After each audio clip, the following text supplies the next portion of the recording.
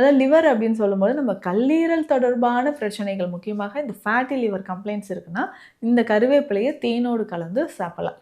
ஒரு சில பெண்களுக்கு என்ன ஆகும்னா, இர்ரெகுலர் பீரியட்ஸ் இருக்கும். ஸோ பிசிஓடி கம்ப்ளைண்ட்டோட சேர்ந்து இர்ரெகுலர் பீரியட்ஸ் இருக்குன்னா, அதை சரி செய்யறதுக்கும் இந்த கருவேப்பிலை கற்பம், அதாவது கருவேப்பிலை பொடிய நம்ம தேனோடு கலந்து சாப்பிட்டுட்டு வரலாம்.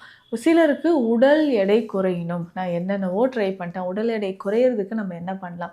காலையில ஹெர்பல் டீ மாதிரி என்ன குடிக்கலாம் அப்படின்னா, கருவேப்பிலையை பயன்படுத்தலாம்.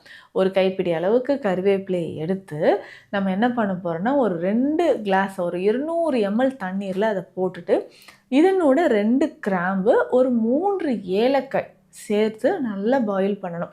அந்த 2 கிளாஸ் தண்ணீரும் 1 கிளாஸ் வர வரைக்கும் நல்லா பாயில் பண்ணி, வடிகட்டி கொஞ்சமா தேன் கலந்து குடிக்கும்பொழுது, நம்ம உடல்ல இருக்கக்கூடிய டாக்ஸின்ஸ் வந்து வெளியேற ஆரம்பிக்கும்.